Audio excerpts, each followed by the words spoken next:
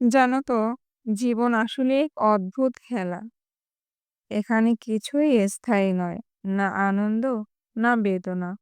আজ যে মানুষটি পাশে থেকে আগলে রাখে, কাল হয়তো সেই মানুষটি তোমাকে ফেলে চলে যাবে।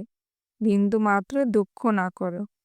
আমরা যতই আঁকড়ে ধরতে চাই, জীবন ঠিক ততটাই ছাড়িয়ে দেয়।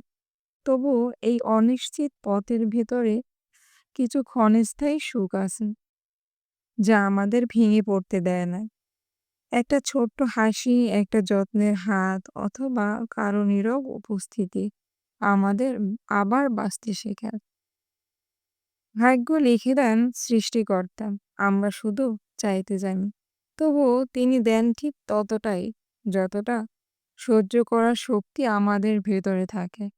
দিন শেষে তাই মনে হয়, সবটুকু চাওয়া পূর্ণ না হলেও যেটুকু মেলে সেটাই হয়ে উঠুক বেঁচে থাকার সবচেয়ে বড় কারণ।